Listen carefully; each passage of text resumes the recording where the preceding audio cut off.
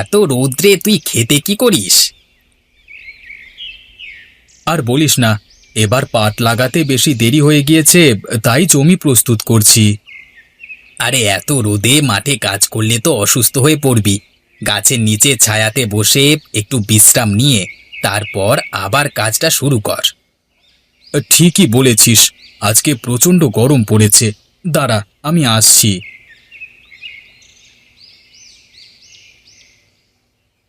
এই সময় তুই কোথা থেকে ফিরছিস?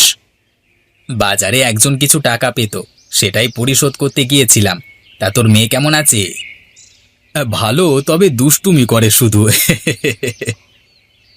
ছোট মানুষ তো, একটু দুষ্টুমি তো করবেই। আর সকালে খেয়েছিস? খাবার খেয়েই খেতে এসেছি। আজকে তাহলে উঠি রে, বাড়িতে আমারও পাটের কাজ আছে। তুই ভাবি আর নীলাকে নিয়ে বাড়িতে আসিস কেমন? আচ্ছা, যাব। বিকেলে বাজারে আসবি তো? না রে, আজকে আর যাব না।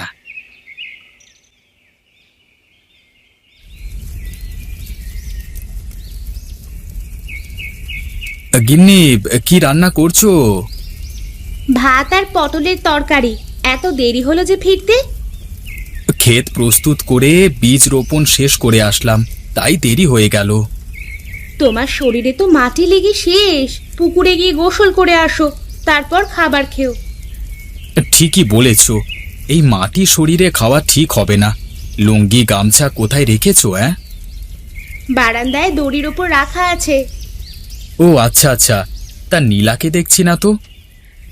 ও তো স্কুল থেকে বাড়িতে ফিরে আসেনি এখনো, এক্ষুনি এসে পড়বে।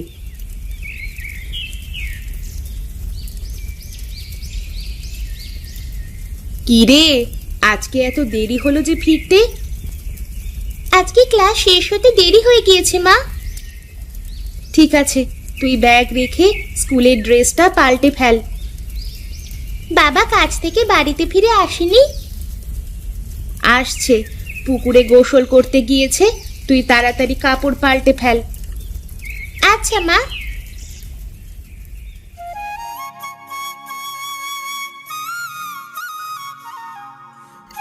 এই তো বাবা, অল্প কিছুক্ষণ আগে।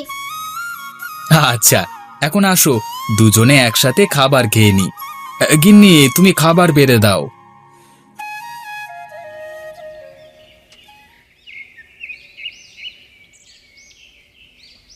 গিন্নি, আজকে পটলের তরকারি খুবই মজার হয়েছে। বাবা, প্রতিদিন পটলের তরকারি খেতে আর ভালো লাগে না। তুমি অন্য কোনো তরকারি নিয়ে এসো।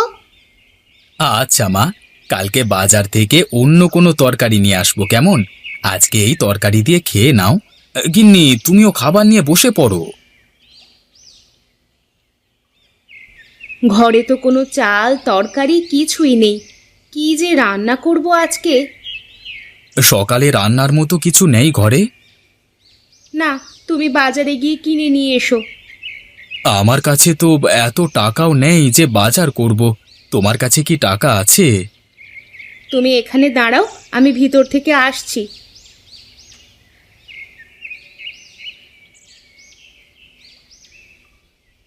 আমার কাছে এই কটা টাকাই ছিল গো। এটা নিয়ে গিয়ে বাজার থেকে জিনিসপত্র কিনে নিয়ে আসো। আচ্ছা, আমি যাব আর আসবো। তুমি মেয়েকে রেডি করে স্কুলে পাঠিয়ে দাও কেমন? না খেয়েই চলে যাবে? না থাক, আজকে আর স্কুলে যেতে হবে না, বাড়িতেই থাকুক। তুমি বাজারের ব্যাগটা দাও।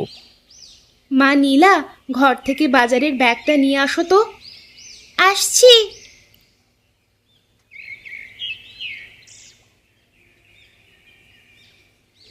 পাটের গাছ বড় বড় হয়ে পুরো ক্ষেত ছেয়ে গিয়েছে।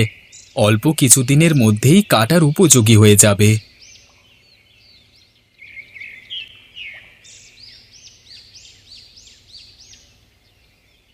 দাদা, চাল কত করে কিলো? 40 টাকা কিলো দাদা। আচ্ছা, আমাকে 2 কিলো দেন তো।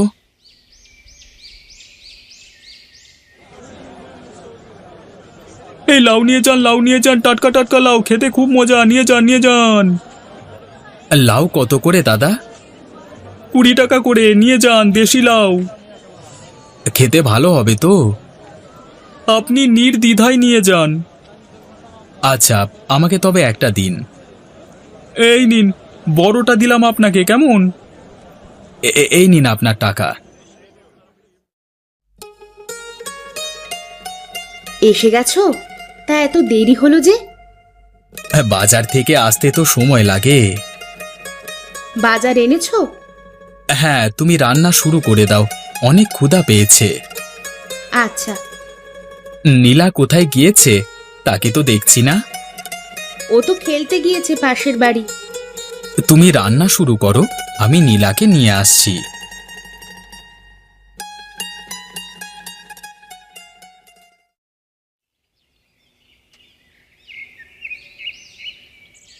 মা নীলা, এখানে কি করছো তুমি?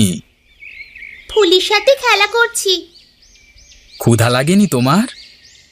হ্যাঁ, অনেক ক্ষুধা লেগেছে। তাহলে চলো, বাড়িতে গিয়ে খাওয়া দাওয়া শেষ করে পরে না হয় আবার খেলতে আসবে। আচ্ছা বাবা। ভাবি, আপনি একা পাট জাগ দিচ্ছেন? হিমেল কোথায় গিয়েছে? ও তো বাজারে পাট বিক্রি করতে গিয়েছে। এত অল্প পানিতে পাট জাগ দিলে আঁশ ছাড়ানো যায়? কি আর করব, বৃষ্টি তো আর হয় না। তা মেয়েকে নিয়ে কোথায় গিয়েছিলেন? নীলা এখানে খেলতে গিয়েছিল, তাই ডাকতে এসেছি আর কি। খাবার খাইনি এখনো। ও আচ্ছা। আজ তাহলে আসি ভাবি। হ্যাঁ, আপনার ভাবি আবার খাবার বেড়ে অপেক্ষা করবে। আচ্ছা, বাড়িতে আসবেন। এত দেরি হলো আসতে? আসবার সময় হিমেলের স্ত্রীর সাথে দেখা হয়েছিল, তাই দেরি হলো। তাকে তুমি কোথায় পেলে? তুমি তো মেয়েকে নিয়ে আসতে গিয়েছিলে। আসবার সময় পুকুরে দেখি তিনি পুকুরে পাট জাগ দিচ্ছেন। তা আমাদের পাট কাটবে কবে গো? পুকুরে তো পানি একেবারে কম, পাট কাটলে জাগ দেবে কোথায়? তাও তো কথা। বৃষ্টি না হলে কোনো উপায় নেই, বৃষ্টির পানিতে পুকুর ভরলেই পাট কেটে ফেলবো। আচ্ছা, এখন মাদুর পেতে বসো, খাবার খাবে। এখানে বসো মা। মা, তোমার লেখাপড়া কেমন চলছে?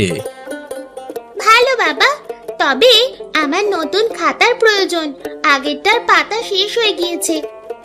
আচ্ছা, নতুন খাতা কিনে দেব, তুমি কাল থেকে আবার স্কুলে যাবে।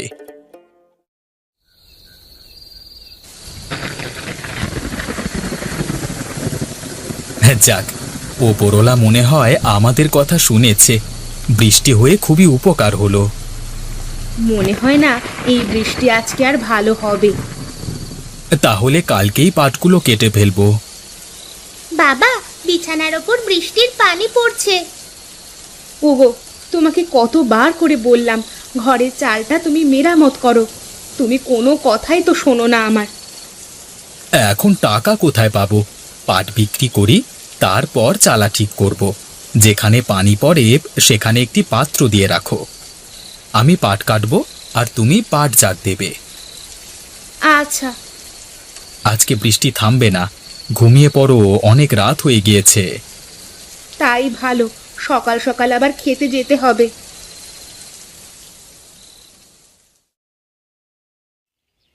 গিন্নি, তাড়াতাড়ি এসো, মাঠে যেতে দেরি হয়ে যাচ্ছে তো। আসছি, একটু দাঁড়াও না, সব কাজ তো গুছিয়ে রেখে বের হব নাকি? আরে বাবা, ঠিক আছে, এখন আসো তো। চলো এখন। বৃষ্টি হওয়ার ফলে চারিদিকে ঠান্ডা হাওয়া বইছে।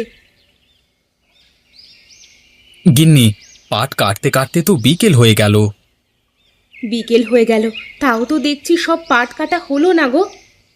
যতটুকুই হয়েছে হোক, এখন চলো দুজনে একে একে পাট কাঁধে করে নিয়ে এসে বাড়ির পাশে পুকুরে জাগ দিতে থাকি। এখন কি করবে? পাট পুকুরের কাছে আনতে আনতেই তো রাত হয়ে গেল।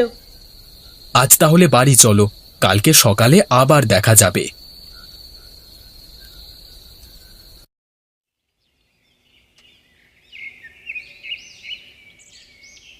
গিন্নি, পাটের আঁশগুলো আমাকে দাও, আমি বাড়ির উঠানের একপাশে আঁশ রেখে পাটের শলাগুলো আর এক পাশে সাজিয়ে রেখে আসছি।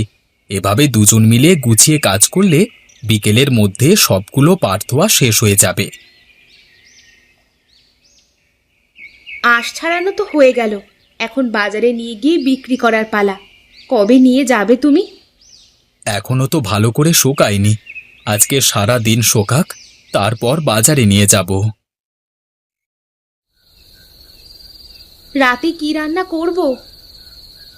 বাজার শেষ? হ্যাঁ, আজকে পাটের আঁশগুলো বিক্রি করলে কেমন হয়? এখন তো আঁশগুলো শুকিয়েও গিয়েছে। দেখি, মা নীলা, তোমার স্কুলে ক্লাস হয়েছে আজকে? হয়েছে। আমার নতুন খাতা কই বাবা? তুমি না নিয়ে এসে দেবে বলেছিলে আজ। আচ্ছা মা, আজকে পাটের আঁশগুলো বিক্রি করব, তারপর সবকিছু নিয়ে এসে দেব তোমাকে, কেমন? আচ্ছা।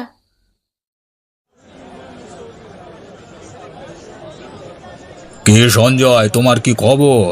পাটের আঁশগুলো দেখে তো ভালোই মনে হচ্ছে। তা আমি যদি সব পাটের আঁশ একেবারে কিনে নিই, তাহলে কত রাখবে আমার কাছে? আগে আমাকে 20,000 টাকা দিলেই হবে। তা তুমি হক দামি চেয়েছো, আচ্ছা দাও। গিন্নি, বাইরে আসো। কি হয়েছে, ডাকছো কেন? বিক্রি করেছো সব? হ্যাঁ, 20,000 টাকায় বিক্রি করেছি। নীলা কই? ঘরের ভিতরে আছে। এই নীলা, বাহিরে আয়, তোর বাবা তোকে ডাকছে। আসছি। দেখো মা, কি নিয়ে এসেছি তোমার জন্য। নতুন জামা, খাতা, অনেক খুশি হয়েছি বাবা। এইবার ঘরের চালটা মেরামত করো। করব করব, শলাগুলো বিক্রি করে তারপর একেবারে আবার নতুন করে ঘর তুলব। আচ্ছা। তুমি কি খবর রাখো কিভাবে স্বপ্নাদি পাটের চাষ করে বড় লোক হয়ে গেল? আর তোমাকে কিছু করতে বললেই তো খালি অজুহাত দাঁড় করাও। চলো না, আমরাও এভাবে একসাথে কাজ করি। কি কি করতে হবে, কিভাবে করতে হবে, আমাকে সব বুঝিয়ে বলো। শোনো, তুমি আজ থেকেই কাজ শুরু করো। আমিও আজ থেকেই তোমার সাথে সব কাজে সহায়তা করব।